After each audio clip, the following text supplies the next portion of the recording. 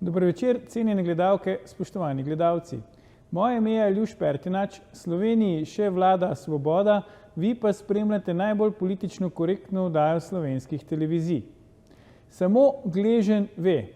Tole je fotografija poškodovanega stopala našega podajalca Gregorja Ropreta, ki ga je na družbenem omrežju objavila njegova soproga.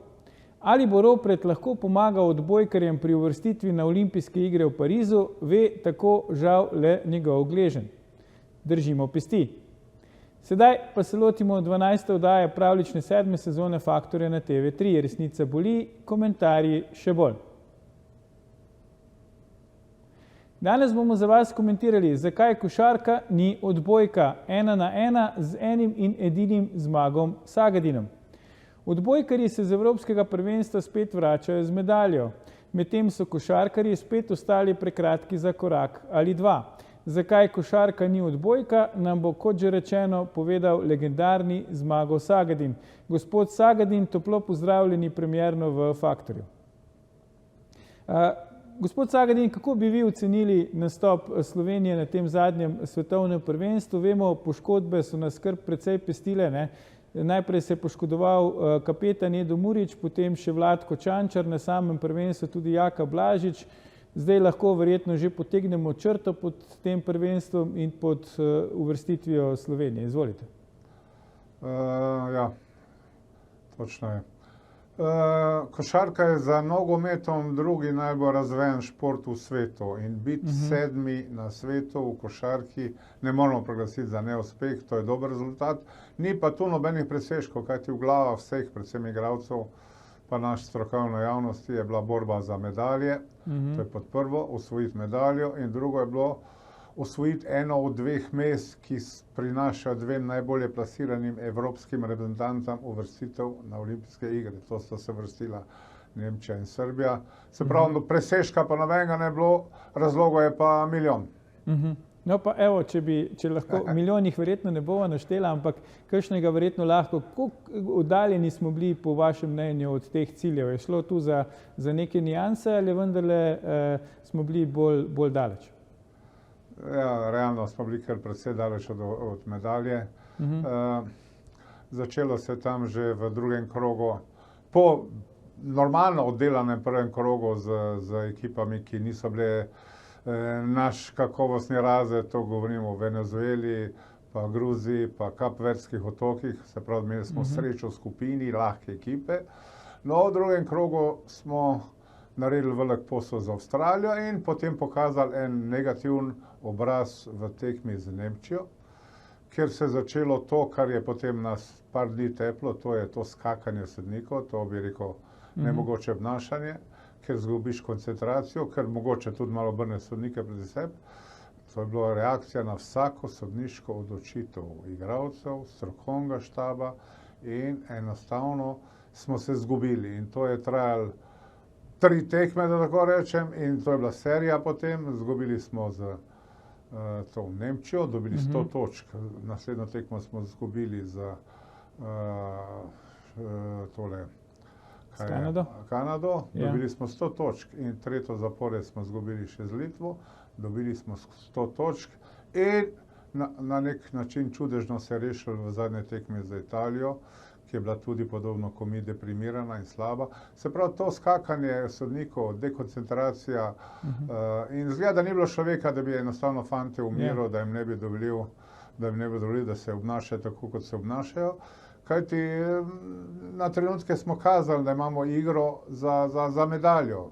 Jaz skozi trdim, da odločajo danes zunanji igralci, včasih je bila premoč pod košem in take zgodbe, danes odločajo zunanji igralci, tak je način igre dan danes.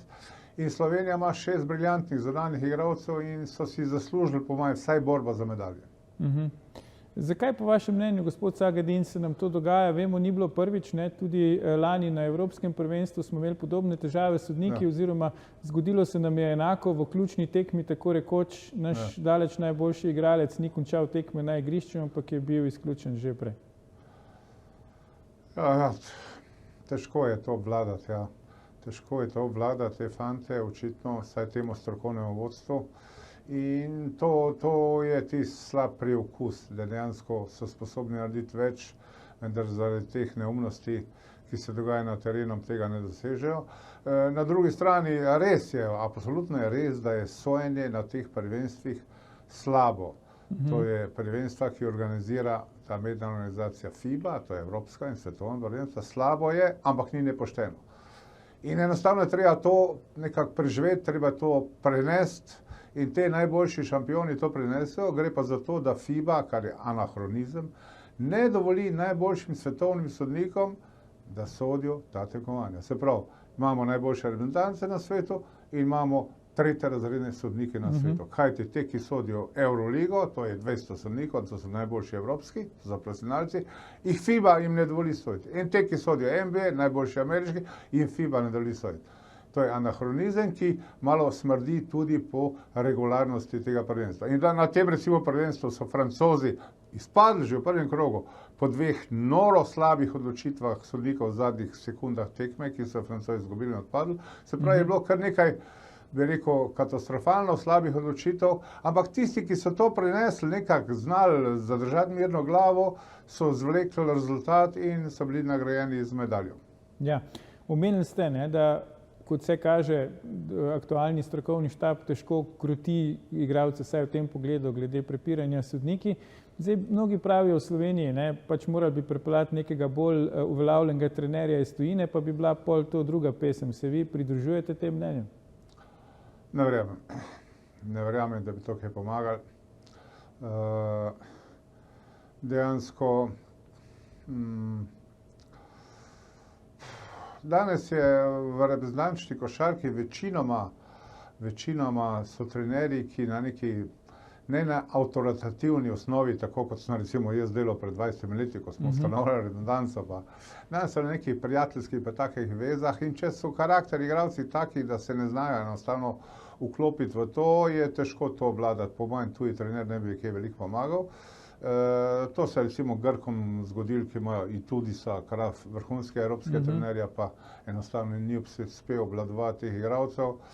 Recimo na drugi strani pa smo videli, da nemški trener je tega Schröderja, ki je delal neumnosti par excellence, ne, se nikoli ni vedel, bo ubil svojo ekipo ali nasprotnika, nekako uspel ukrotiti, da te odločilne tekme je igral v funkciji tima in tiste ekipe, ki so imele to timsko igro in to kontrolo in bi rekel, da so še zraven pa igrale obrambo, so dobile medalje. Tiste ekipe, ki so igrali košarko, kot je igra danes NBA, pa te ekipe, ki imajo večino veliko NBA igralcev, enostavno se vidi, da to ne bo. Američani bi lahko pripeljali tu še bolj zveneča imena, ampak s to košarko, ki jo danes igrajo Američani, ne morejo priti več do zlate medalje.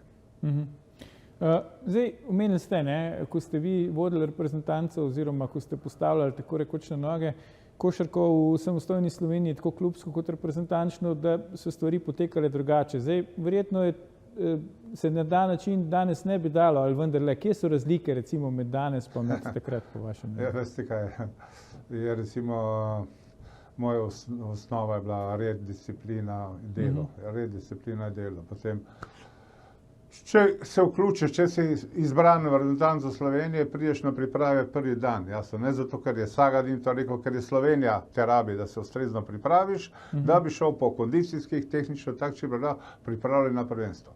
Se pravi, tisti, ki ne pride na prvi dan, se je odpisal sam, ne da ga je Sagadin odpisal. Se pravi, jasno, da ta red in disciplina in pa pripravljenost ekipe, se pravi, priprava ekipe je ključ. Kajti, če igralec ni dobro pripravljen na prvenstvo, ker v 14 dneh igraš 8 tekem, da ni prvo kondicijsko dobro pripravljen. In tu sta prišla Dončić 10 dni kasneje, to bi pa še malo kasneje, 12 dni. Jasno, njegov Ohsted bi nekdo moral pol leta prej predstaviti za vsaj kak teden, pa bi se lahko normalno pripravil in bi bil efekt boljši z njegove strani. No, enostavno pravim, to so neke stvari, ki pa danes več ne deluje tako, kot se dovali nekoč, čeprav predvsej trenerjev je še tu striktnih in recimo se spomnite Pešiča, ki je lani ni dal bonusa Teodosiču in mu rekel, če ne priješ pred dan pripraviti, te ni. In ga ni bilo in so Srbi ponarejali javnost, ampak on je to zdržal, lani sicer kiksal, letos je pa že bil nagrajen za to svojo striktnost in pravičen, pošten odnos do vseh igralcev in ustvarjanje tima, timske igre, nagrajen z fantastičnim uspehom, to je drugo mesto Srbije in pa plasma na olimpijado. Zdaj, omenili ste že Majka Tobija, našega naturaliziranega igralca centra, ne, ki se je zelo pozno priključil pripravam, praktično teden dni, preden se je potovalo na samo prvenstvo. Zdaj, Slovenija je na nek način verjetno odvisna, ne, pač brez naturaliziranega igralca si težko predstavljamo našo reprezentanco konkurenčno. Kaj vi recimo v tem sodite? Ne? Imeli smo eno zelo pozitivno izkušnjo, tisto prvo, ne, z Randolfom, ko smo postali evropski prvaki. Zdaj s Tobijem malo mešane izkušnje, recimo na olimpijskih igrah praktično eno polaganje od finala, ne? Pa medalje, zdaj na evropskem prvenstvu, pa zdaj na svetovnem se ni išlo. Kaj vi pravite? Jaz pravim, da še dobro, da se ustavili pri tem enim, kajti Španci so že pred desetletjem pritiskali, da bi imeli dva naturalizirana. Na drugi strani se vidiš, te reprezentance okrog nas in pred nami na tem svetovnem prvenstvu nimajo tujcev. Nemci nimajo naturaliziranega, Srbi nimajo naturaliziranega, Američani jasno ga ne rabijo, Kanačani ga ne rabijo. Potem je Latvija, nima naturaliziranega, Litva nima naturaliziranega. Se pravi, šele Slovenija je prva, ki ima naturaliziranega in za nami je Italija, ki tudi ni.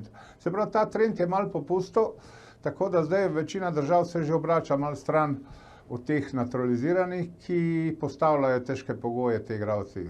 Ne samo to, da dobijo pasoš, razne pogoje, tudi kasneje pride, slabše se pripravi in tako dalje. To, kar se je zgodilo tudi nam letos. In ta trend malo usiha. Se pravi, na srečo pa niso Španci uspeli, kajti če bi dovolili drugemu naturaliziranem, potem bi danes že mogoče uvajali tretjega in bi se dogajalo to, kar se dogaja v klubski košarki, tudi na področju našem, bivše Jugoslavije, ko Partizan, Zvezda igrajo 7-8 tujci, praktično navijamo za tujsko legijo. Razumem, ja. Zdaj, rekli ste že, ne, ekipe, ki igrajo to NBA košarko na tem FIBA-nem svetovnem prvenstvu niso bile uspešne, ne morejo biti uspešne. Ne. Zdaj, mi imamo od tega enega dominantnega NBA igralca Luko Dončića, ne. Seveda je to en velik plus po eni strani, a je po drugi strani tudi, bom rekel, v narekovajih prekletstvo naše.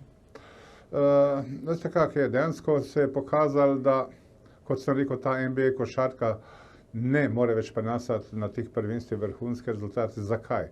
Kajti Američani so v NBA ligi poenostavili košarko na tekmovanje, kdo bo dal več koša. In danes njihova igra NBA gore, dole, tako imenovani run and gun, prva prilika za met je met. Dejansko to tekmovanje, kdo bo dal več koša. Medtem ko prava košarka, ki je še bolj doma v Evropi, je pa bolj kompleksna, kombinatorika in predvsem se igra obrambo, zato je tudi košov manj. Američani pač so naredili iz tega cirkus v NBA-ju, ljudje hočejo čim več košov, hočejo čim več zabijanj, dajmo jim to, ampak istočasno so pa zgubili obrambo, so zgubili to čvrstino v igri. Veste kaj, še desetletje, 20 let nazaj, ko smo mi prišli v stik z ameriškimi ekipami, so te ekipe igrali tako presing, da smo mi slavili, ko smo prišli čez polovico. Sem jaz šel pred 30 leti z ekipo z Olimpijo prvič v Ameriko, ma college ekipe, kome smo čez sredino prihajali, tako so igrali čvrsto, fizično, tako dobro obrambo. Danes te obrambe ni več. Ampak v vrhunski košarki, kot je ta FIBA-na prvenstva, obramba zmaguje. Obramba, skok, pa kolektivnost prinaša medalje oziroma naslove. Tega ameriška NBA košarka nima. In ekipe, ki igrajo to košarko, in to igrajo Amerika, se pravi USA, igra Kanada, igrala je Avstralija, ki ima tudi 6-7 NBA igralcev, tudi to, gore, dole, nobenega rezultata. In še malo skušajo Španci, Francozi, ki imajo tudi po par, 5-6 igralcev v NBA, igrati to hitro igro, nič niso naredili. Kaj vi zdaj napovedujete, gospod Sagedin, če pustiva za hip Slovenijo v strani za olimpijske igre v Parizu, ne vemo, so prihodnje leto, zdaj Francozi, govori se, ne, da bi naj naturalizirali pač igralca Embida iz NBA lige, Američani ga tudi želijo in tako naprej. Mislite, da se bo ponovilo to, kar se je zgodilo na tem prvenstvu, glede same košarke, ali bo vseeno tam ta pridih NBA večji? Se pravim, ta NBA košarka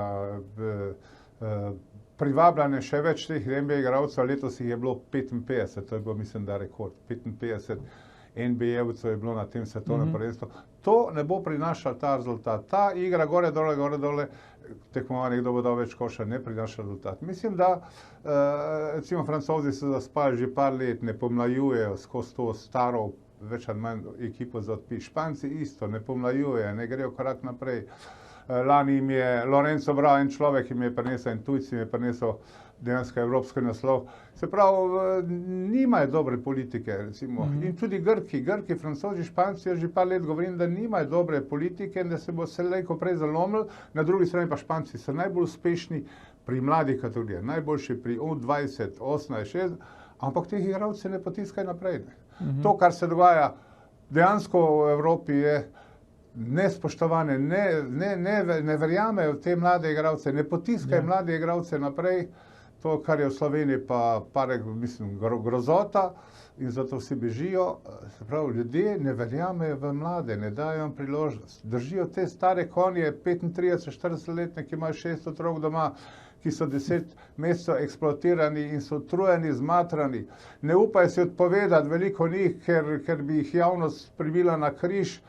Teh igralcev sploh ne bi smeli klicati, teh starejših. Ja. Predlagam, da si vzameva krajši premor, tako da ne nama uiti, gledalke, gledalci, se vrneva po oglasih, ko nadaljujeva s komentiranjem, zakaj košarka ni odbojka. Ostanite.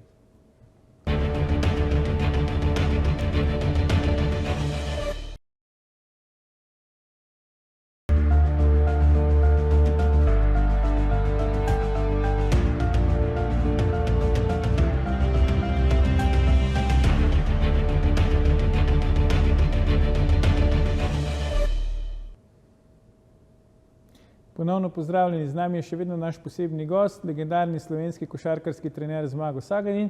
Pogovarjava pa se o tem, zakaj košarka ni odbojka. Gospod Sagadin, končala sva tam, preden smo si vzeli krajši premor, da se ne daje priložnost mladim. Zdaj vemo, olimpijske igre so tako rekoč pred vrati prihodnje leto. Kaj zdaj storiti? Probati še enkrat z isto ekipo dati priložnost mladim? Koliko je sploh teh mladih, ki prihajajo zadaj, imamo mi se česa veseliti ali oziroma koga veseliti v prihodnosti slovenske košarke, imamo nek naraščaj zadaj ali je v bistvu to, kar imamo zdaj, nek naš limit? Generalno je v celi evropski košarkarski sreni en velik problem to, da se ne zaupa mladim, da se jih hitro in sistematično ne potiska naprej. Deklarativno vsi govorijo, pa ne samo v športu, tudi v politiki, vsi govorijo, svet ostaja na mladih, v praksi pa delajo vse, da mladim ne dajo to priložnost. Jaz recimo na drugi strani sem bil bolan od tega, obremenjen s tem, da vsako leto 1 do 2 mlada igralca potisnem ne na konc klopi, ne kot Glasa, da je 12, nego v prvih 5, kajti prvih 5 na začetku se tekma ne dobi, ne zgubi, se pravi na tak način vajati mlade igralce. Se pravi, verjetno mlade sistematično pomlajevati, vsako leto priključiti 1 do 2. Te mladi nosijo energijo, borbeno željo, voljo. Starim konjem se ne da poleti drugi rad. Se pravi, ta politika pomlajevanja je ključ držati kontinuirano dober rezultat. Jasno, po slovenskem primeru je pa to Luka Dončić. Sami ste videli trenutko, ko Luka Dončić ni mogel ali pa ne bo mogel igrati za reprezentanco, potem bomo mi težko se prebili skozi kvalifikacije, ker objektivno te kvalitete, da bi prišli brez njega z lahkoto ali pa brez problema skozi kvalifikacije nimamo. Tu smo zgubljali s Finci, teplo se borili z Mađari in Avstrijci, smo imeli velike probleme, no z njim pa smo neka druga zgodba. No in v slovenski košarki je, vsako leto se pojavi par mladih talentiranih igralcev, ki pa nažalost v tem trenutku bežijo v tujino. Kaj ti ne verjamejo, da bo v slovenskih razmerah, se pravi recimo pri Olimpiji, ki je nek paradni konj še vedno, da bo dobili priložnost, da bi se razvijali in zato grejo v Španijo, Italijo, kamorkoli po svetu.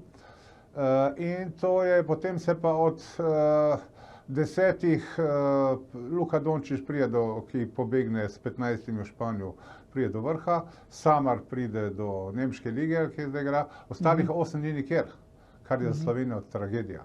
Za igralce, ki se zgubijo, kajti imamo le malo manjšo osnovo kot drugi, jasno. Te velike države imajo več teh posameznikov, mi jih imamo bolj malo.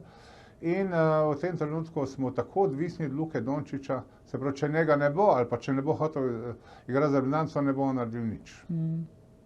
Ja, to gotovo ni najboljše, ampak kaj bi se recimo tu dalo storiti? Mislite, da bi morali, ne vem, poseči, ne vem kdo, recimo zveza ali pa mogoče celo država z nekimi pravili, da je pač toliko in toliko mladih mora igrati, kako imajo recimo v v nogometu pravila in tako naprej. Kaj bi vi recimo spremenili, ker se vemo, ne? Po eni strani se zahtevajo rezultati, po drugi strani pa pač uvajanje mladih. Dobro, vi ste rekli, v vaših časih ste vi to počeli in vam je uspevalo. Vi ste imeli mlade igralce, v bistvu zelo mlade, ne? V nekih vodilnih vlogah in so potem vseeno imeli dolge in uspešne kariere. Imate kak recept, kako bi zdaj recimo vsaj približali se lahko temu? Jaz še danes ne razumem, kako ljudje recimo v Olimpiji niso posneli to mojo formulo. To je bil, jaz sem 6-7 let delal ta sistem, izgradil ta know-how, kako sistematično producirati, potiskati in kljub temu držati vrhunski rezultat in biti v Euroligi, kajti Sagadinova Olimpija je prišla do Eurolige, ki je danes san. Se pravi, to so enostavno to tržno nišo, ki smo mi našli, jaz in moj strokovni štab in cela tista srednja Olimpija takrat, to se enostavno je moralo nadaljevati in je to formula uspeha. Olimpija ali pa tele vzhodnoevropski klubi ne morejo z denarjem konkurirati bogatim zahodnoevropskim. To danes sicer delata Zvezda in Partizan, ampak tu je direktno država vključena. In oni se borijo za recimo to A licenco, da bi imeli mesto v Euroligi za stalno, za desetletje, kar je že praktično nemogoče za Olimpijo, da bi se vrnila sploh na take pozicije. Se pravi, enostavno se to da. Če bi te fantje verjeli mladi, da bojo v Olimpiji postali igralci, bi ostali tu. Bi sklenili 4-letne pogodbe in potem 1 leto pred iztekom ali jo podaljšajo ali pa grejo v prodajo. In tako se svet vrti, tako bi se lahko tudi Sloveniji košarka vrtela, se razvijala, kajti proizvodna pomeni ne samo za klub, to pomeni tudi za državno reprezentanco, nek rezultat, uspeh, kontinuiteto. Kajti če ne bo Olimpija, pa ajde, malo še Krka, Domžale producirala, potem bo tudi slovenska državna reprezentanca v košarki bolj težko držala stik z evropskim, kaj šele svetovnim vrhom. Kaj pa recimo na področju stroke, gospod Sagadin, kakšni so pa tukaj trendi pri nas? Kaj naj rečem, dejansko tu je v celi Evropi eno tako sranje, da tele veliki šefi, gazde, lastniki, generalni sponzorji recimo postavijo nekega direktorja svojega zaupnika in ta njegov zaupnik v klubu, ki ni košarkaš, dejansko v 3 mesecih ve vse. Ne. Po sistemu nisem krojač, pa vem, kaj je dobra obleka. Jasno, on vse ve. In te zaupniki velikega šefa potem zbirajo trenerja in še zraven sodelujo pri igralcih, tega ja, tega ne, vse skupaj en kaos. In v takem sistemu je tudi mladim trenerjem se težko pribiti in tudi tu ni neke produkcije. Ne. In tu se trenerji se menjavajo, ko spodnje perilo se temu reče, ni kontinuitete, slabo so plačani, enostavno tudi na tem področju je katastrofa. Tudi ne samo v Sloveniji, tudi recimo v sosednji Italiji. Še 20 let nazaj so v Italiji recimo trenerji, ki so šli tako rekoč v penzijo ali pa v starejših letih, po 20-25 let na klopi, so prevzeli neke funkcije športnih direktorjev in oni so potem držali kontinuiteto, se postavljali nove trenerje, selekcionirali, držali oko ali pa držali skrbeli za to, da je klub imel neko kontinuiteto. Tega danes ni več. V celi Evropi tega primanjkuje. Danes je vse tras-bom, vsako leto novo, kot letos Olimpija, spet nova ekipa, spet novi trener. In kot ste videli že prva 2 koraka, tole Superkup Aba Libe nakazuje, da spet iz tega ne bo nič. Ja, zdaj, ko smo ravno pri Olimpiji, ne, tudi na nek način vaš otrok, zdaj Jurica Golemac se mi zdi je bil zadnji, ne, ki je pač tukaj bil da je imel neko stabilnost, neko kontinuiteto dela in tako naprej, da je rastel na nek način z ekipo, potem se je tisto končalo. Kako vi gledate zdaj na ta projekt Olimpije? Zdaj lastnik je načeloma stabilen, neki sredstvo je, ne morejo konkurirati seveda najbogatejšim, ampak vendarle, zdaj so pripeljali uveljavljeno trenersko ime iz tujine, ampak ko pravite, prvi rezultati ne kažejo, da bo šlo na bolje. Kako vi gledate na aktualni projekt Olimpije? Veste kaj, Tedeschijo in Atlantis grupo vsaka čas recimo sanirali so to ekonomsko situacijo in je danes klub stabilen, neodvisen, čvrst klub za tele balkanske razmere. Na drugi strani pa ni pa tu postavljen en projekt, ki bi se moral imenovati Euroliga hitro, v parih letih, ne čez noč, hitro, kajti Euroliga, ki je evropsko elitno tekmovanje, ki bi polnila dvorano, kjer bi bilo več kot pol budžeta, da rečem, lahko cel budžet na vstopnicah, če dvorana 13 000, veste kak denar je to, če si solidni evroligaš, to je 4-5 milijonov, rabiš jih pa 5. 5 Euroliga zahteva, da imaš budžeta. Se pravi, za vstopnino, v mojih časih smo imeli polno dvorano, po 50 mark vstopnica, danes je prazna dvorana, pa 5 evrov je vstopnica. To je razlika. Se pravi, da se, ampak tega, da nekdo postavi projekt in pripelje par ljudi, ki znajo to postaviti, ne začetnikov, ljudi, ki znajo postaviti projekt Euroliga, tega pa tudi Tedeschi in ta skupina ljudi enostavno ni. Jaz sem bil pred 5 leti pri Berločniku, ki je takrat predsednik, in se skušal dogovoriti, so me pač rekli, ja, jaz sem edini, ki lahko vrnem. Jaz bi jasno lahko vrnil, ampak v teh nekih pogojih, ne gre za finančne pogoje. Tako, da mi je nekdo sestavlja ekipo, pove, ja, tega ne. Kajti, ko se pogovarja s temi ljudmi, ki so z Golemcem, pa z Unim, pa Sanjem, pa tretji, ja, tega nisem jaz pripeljal, tega je predsednik pripeljal, tega on pripeljal.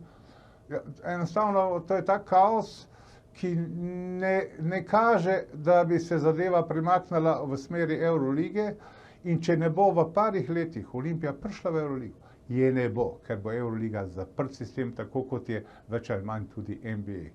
In jaz upam, da bo ta nova, recimo, jaz imam rad Vlada Ilijevska, to je moj igralec, jaz sem njega odpisan, Partizan ga je odpisal od mladega Makedončka in sem jaz ocenil, da je Partizan naredil napako, sem ga pripeljal v Ljubljano in iz njega naredil evropskega igralca. Jaz imam njega rad in on je dušom in telesom, samo vprašanje znanja postaviti ta koncept, tega know-howa nimajo enostavno. Zdaj, vi ta know-how sigurno premorete, ne? Tudi očitno ste ga pripravljeni deliti, ampak mora biti pripravljenost na obeh straneh. Kaj pa recimo na košarkarski zvezi? Tudi tam se dogajajo na nek način pretresi, ne? Zdaj, vsakič, ko gremo na veliko tekmovanje, pač ne skrivajo želje po medalji, medalje zaenkrat nažalost še ni, je pa po Evropskem prvenstvu za dekleta in pred tem svetovnim prvenstvom za moški nepričakovano odstopil tudi dolgoletni generalni sekretar, tudi eden vaših bivših igralcev, Rašo Nesterović. Kaj pa recimo na košarkarski zvezi? Ja, pošteno, tu se na ta področja, da bi regulirala slovenski košarkarski prostor, ta zveza ni nikoli spuščala, nažalost, to že iz onih Haremsovih časov. Se pravi, jaz sem stalno kot nekaj časa sem bil predsednik strokovnega sveta v zvezi govoril, vi morate nazaj uživeti Maribor, Koper, Krajen, da ta mesta, košarko beži v vasi in regulira ta prostor v tem smeri tudi, da bo produkcija, da bojo, ko bo igrala Polzela proti Šentjurju, 2 vasi male, da bo to domači, mladi igralci, ne pa vsaki strani 3-4 črnci in tako naprej. In to bo tudi publiko pripeljalo. Se pravi, na nek način regulira ta košarkarski prostor, da bi producirali mlade igralce in da bi polnili dvorane, kajti s tujci težko, razen če imaš enormno dober rezultat, ko ga ima recimo Partizan, medtem ko mladi domači igralci so magnet. Ja, absolutno, ne? Ampak tako, kot ste rekli, včasih smo imeli res teh tudi lokalnih košarkarskih centrov veliko, ne? Tudi Polzela je bila recimo uspešna, pa Laško, pa tako naprej, pa omenili se Šentjur, zdaj tega nekako ni, če pa že pač igrajo tujci, tudi vidimo recimo Ilirija v Ljubljani, ima že temnopolte tujce, ne? Zdaj, gospod Sagadin, ne? Če se še malo dotakneva odbojke, ker je ravno zdaj se upada, ne? Malo zatem, ko se je svetovno prvenstvo odvilo v košarki, se je odvilo tudi Evropsko prvenstvo v odbojki, njim pa recimo uspeva to, kar je verjetno v eni Sloveniji zelo težko, ker smo vendarle manjša država, ne? Se pravi, kontinuiteta vrhunskih rezultatov na reprezentančni ravni, ne? Spet medalja iz Evropskega prvenstva. Gotovo vi kot športni navdušenec tudi malo odbojko spremljate. Kje vidite kakšne podobnosti, razlike med košarko in odbojko, kaj recimo manjka košarki, kar po vašem mnenju odbojka ima? Prvič, odbojka resno ogroža pozicije, ki je imela košarka v mojih časih, tu jasno, ko smo bili dominantni, Olimpija in Euroliga smo bili dominantni šport in v povezavi s televizijo pa smo bili polnili dvorane in animirali celo Slovenijo. in je bila košarka zelo visoko na gledanost in tako. Danes je odbojka močno ogroža košarko, ne samo po tem zanimanju pa gledanosti, ampak tudi po tem, da so tele generacije nove zdaj visoki, da je odbojka speljala, da rečem tako, košarki ekstremno visoke fante. To recimo poprečna višina tehle petorke odbojkarske, ne vem, oziroma šestorke je po mojem višja kot reprezentančna višina igralcev v košarki, kar je jasno velik minus za košarko. Sprav odbojka je nevarna in ogroža košarko. Na drugi strani ta slovenska odbojkarska reprezentanca dela fantastične rezultate. Je pa to ena generacija, to je ena skupina igralcev, ki že kar dolga leta igrajo skupaj in imajo to kontinuiteto. Vprašanje pa, če imajo od zadnjih. Jaz sem prav vesel, da se ta mož zdaj pojavil, ker je prinesel neko novo dimenzijo njihovi igri. Če imajo od zadnjih še par možicov, kajti treba bo počasi pa menjati generacijo in pa je vedno vprašanje, ali imaš zaledje, ali delaš sistematično z mladimi, ali boš lahko jutri delal tako, kot si, ali pa bil uspešen tako, kot si bil danes. Zdaj, gospod Sagadin, država, pač rekli ste primer Srbije, tam je država neposredno vključena, imamo recimo tudi primer, ne vem, v rokometu pač sosede Madžarske, kjer je to tudi državni projekt. A bi morali tudi recimo v Sloveniji se odločiti ali pa saj na neko periodo, pa reči v naslednjih 5-10 letih je državni projekt ta šport, drug šport, ali bi morali še naprej imeti to isto politiko, naj cveti 1000 cvetov, kjer v bistvu pač nekako vse športe enako, pa hkrati tudi vsakemu nič kaj dosti država ne pomaga. Ne veste, kaj je to, kar je Vučić, oziroma kar so Srbi naredili, ta državni projekt Partizan zvezde. To je na kratek rok v redu, ampak na daljši rok pomeni, da ni srbskih igralcev, ne igrajo. Partizan ne interesira, Partizan je pripeljal vse nekaj, ker pač Zoran Savić tam, tale športni direktor, nekaj mladih igralcev, ampak to Obradović ne dela, on sistematično ne producira, ne potiska in Tristan Vukčević so ga pripeljali za par milijonov iz Reala, on sedi na koncu klopi, pa je eden največjih talentov in tako naprej. Se pravi, čim so v spredje absolutno sam rezultat in čim ni ideja kontinuiteta, potem ni mladih igralcev. In ta srbski projekt, se pravi ekipe Partizana zvezde s 7 oziroma 8 tujcev, enostavno ni prostora za domače, še starejše nekaj še za mlade igralce. To je zelo kratkoročno, jaz tega ne bi nikoli naredil v Sloveniji, kajti Zmago Sagadin je dokaz, da se daš čisto drugo pozicijo, jaz nisem hotel več kot 2 tujca imeti. Tam, kjer smo imeli luknjo, kjer nismo mogli zapolniti, smo poiskali kakega tujca, drugače pa smo iskali domače. Dobro, tudi malo smo naturalizirali, ker ekstremne višine v Sloveniji ni bilo in takrat je premoč pod košem, višina 2,15, Stepanije pa taki fantje so pomenili, da preživimo. Danes je košarka drugačna, ne rabiš več te ekstremne višine v toliki meri in se da. Sistematično delo se da priditi in narediti dober rezultat Euroligi in se da polniti to dvorano, ki je prekrasna v Stožicah. Slovenija ima rada košarko, mene srce boli, da nimamo v Ljubljani več dobre košarke, da smo izgubili stik z evropskim klubskim košarkarskim vrhom, kar bo čez par let tudi reprezentanci močno škodovali, ker enostavno ne bo produkcije kvalitetnih igralcev, da bi reprezentanca bila tako uspešna. Zlasti, ko se bo enkrat Dončić odločil, da ne bo več igral za reprezentanco. Ja, se ravno to se mi podi po glavi, vendarle v teh vaših časih, pa tudi še kasneje, nismo bili toliko odvisni od enega samega igralca, ampak produkcija je bila, to so bili, ne vem, vrhunski evroligaški igralci, tudi v NBA ligi in tako naprej. Zdaj nekako ni videti tega, Veliko ste o tem že povedali, ampak vendarle, kaj se je zdaj mogoče spremenilo? Je zdaj fokus pri mladih drugje, a kakšni drugi športi pač pobirajo te največje talente, ker Slovencev nas ni nič več kot takrat, tudi nekih vlaganj v šport verjetno ni več kot takrat. Kje so ti razlogi, da zdaj nimamo več tako dobre produkcije oziroma da smo res v bistvu od enega igralca tako rekoč odvisni? Veste kaj, danes govorijo, da mlade več ne interesira, da se noče žrtvovati, vloži toliko energije, časa in dela v šport. To enostavno ni res. Tudi te reprezentance, tale dva moja zadnja produkta, Prepelič pa Hrovat, ta dva mulčka so bila tako, prav Horvat kot ovčka pridem delo naprej, Prelič je bil kar mal problemčajt.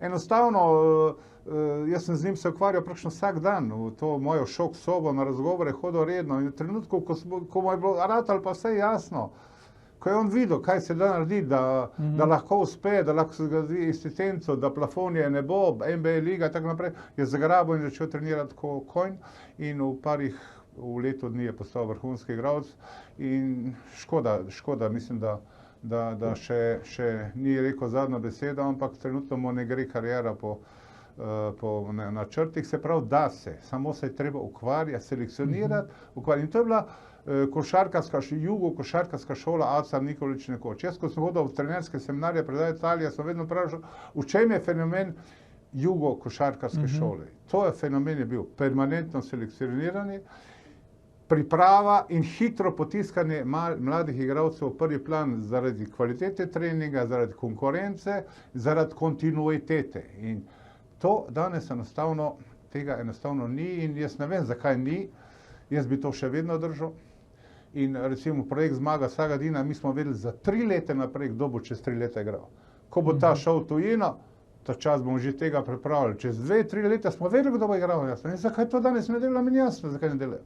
Jaz trdim, v vsaki generaciji Slovenije 5-6 igralcev. In govorim eno zgodbo, recimo, ki sem jo gledal strani en Mesiček, ki se je pojavil tu 5 let nazaj, 6. Eden največji talentov sem jih videl v dvorani, sem ga šel malo gledati, kako dela pa to. V mojih časih to bi bil danes NBA igralec, njega ni nikjer, tu ga niso potisnili, pa začel okrog hoditi, pa se poškodoval. Se pravi, bi rekel, 10-15 talentov vrhunskih se je izgubil v zadnjih letih tu, ker jih nihče z njimi ni delal, nihče se ni z njimi ukvarjal, jih pripravil in sistematično potiskal v prvi plan. In to je katastrofa za slovensko košarko. Po drugi strani pa ne, gospod Sagadin, zdaj je pač svet postal globalen, medij in tako naprej, družbena omrežja, vse je dosegljivo na dosegu roke. Zdaj, mladi verjetno tudi zaradi tega imajo mogoče večje apetite ali pa celo njihovi starši. Kar bi recimo vi sporočili staršem pa pač tem otrokom, ki zdaj trenirajo košarko in verjetno sanjajo o tem, da bi jim nekoč uspelo? Veste kaj, trenutno saj nekateri moji prijatelji pa to imajo malo mlajše otroke, trenutno vsi razmišljajo tako, naj naredi srednjo šolo in potem ga pošljemo v Ameriko na koledž, ker danes so tudi v Ameriki je padel amaterizem, danes tudi tam, pred 2 leti nazaj so ukili te, da ni domenega denarja, danes so tudi tam štipendije, zato ta videk je šel zdaj zadnji Sloven za nori denar tja na koledž, tudi tam se danes lahko trenira zadnje 2 leta, kolikor hočeš, se pravi, so te omejitve, kar je pravi čudež, da je v Ameriki NCAA, se pravi, koledž nivo je bil zibelka amaterskega športa, to ni bilo dinarja nikoli.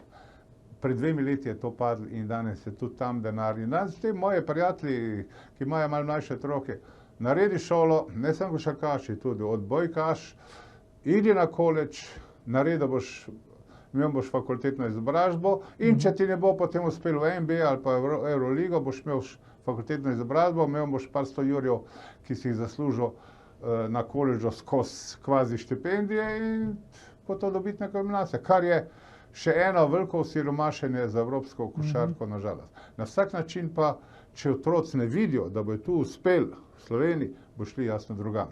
In to ni dobro. Ja, sej to sem vas ravno hotel vprašati. To so verjetno potem še slabše novice spet tudi za naše reprezentance in zato, ker igralci, ki grejo že na študij v ZDA, se bojo potem verjetno še težje vračali. No, se pravi, ampak to je generalno problem. Mi recimo, če damo primerjavo z gospodarstvom, ta naša država že 20-30 let ve, da je glupo izvažati hlodovino v Avstrijo, po Italijo, pa kupovati od njih deske oziroma pohištvo. Ta država ni znala nikoli reči ne, ne bomo več hlodo izvajali, mi bomo te trupce. Zaradi tega je propadla naša lesna industrija. Mi smo imeli 300 dobrih žag v Sloveniji, danes smo še 2-3. In to ni bilo Boga v tej državi in ga pametnjakoviča, da bi to zaustavil, da bi mi naš les oplemenitili, dodana vrednost, proizvajali mi pohištvo, pa ga mi Ikei še vedno prodajali. Če tam na tem visokem nivoju to ne uspe, potem si lahko mislite, da še težje v športu kdo kaj premakne, da bi se en tak trend negativen dal da hlodovino izvažamo te mlade mulčke 15-letne v Italijo, pa Španijo, pa Avstrijo, kar je katastrofa. Namesto, da bi jih proizvedli in potem pri 22 letih, ko jim izteče tista prva profesionalna pogodba, prodali v NBA ali pa v Zahodno Evropo. Ta čas pa že pripravlja novega. Zdaj se mi zdi, mogoče skozi ta najin pogovor, da sta dva ekstrema. Po eni strani pravite, ta ameriški način, ki se strinjam, tudi vse je posel, zabava in tako naprej, igra se za koš več, ne z neko tradicionalno košarko z dobro obrambo, prodira k nam v Evropo, po drugi strani pa najboljši evropski igralci so zdaj razglašeni tudi za najboljše igralce v NBA ligi. Kako si vi to razlagate? Ja, če bi meni rekel pred enimi 5 leti nekdo, da bo Jokić ratal MVP NBA lige, bi bil samo smejal, bi rekel, ti nimaš pojma o košarki. En fant, ki je bil precej debelušen in tu ni naredil nobenega rezultata v tej košarki. Enostavno v tej košarki, veste kaj, ko šel Dražen Petrović v Ameriko, ki je bil čudež evropski. Recimo, ja. Po 3 mesecih poškodovan, ker takrat se gleda trdo in začel malo dribla se med nogo in so mu tam dva črna sta mu polomila roke, noge, tako je bilo konc driblanja, zezanja. Enostavno se gleda tako trdo, se niso enostavno mu pustili, da se poigrava. No, danes tega več ni in danes lahko evropski igralci, ki so zadnjih 10 let ali pa so lahko veliko več trenirali. V Ameriki nisi mogel, koleč igralci v Ameriki so lahko trenirali 10 ur na teden s tekmo vred. V Evropi so pa trenirali 20 ur na teden in so bili bolj tehnično podkovani, boljše taktično mišljenje razvito in enostavno se da. Tudi v Ameriki se da uspeti. Primer Jokića in Dončića je fantastičen in verjetno magnet za vse mlade košarkaše v Evropi. Gospod Zmago Sagadin, še enkrat najlepša hvala za vaše današnje gostovanje v naši oddaji. Gledalke, gledalci, to je bil o tem, zakaj košarka ni odbojka, že 920. faktor na TV3. Gledajte naše oddaje tudi ta konec tedna, mi pa se v živo spet vidimo v ponedeljek, ko bomo komentirali, zakaj smo izgubili vojno v Ukrajini. Ne zamudite, predvsem pa ne pozabite, ni vseeno, kdo kaj reče.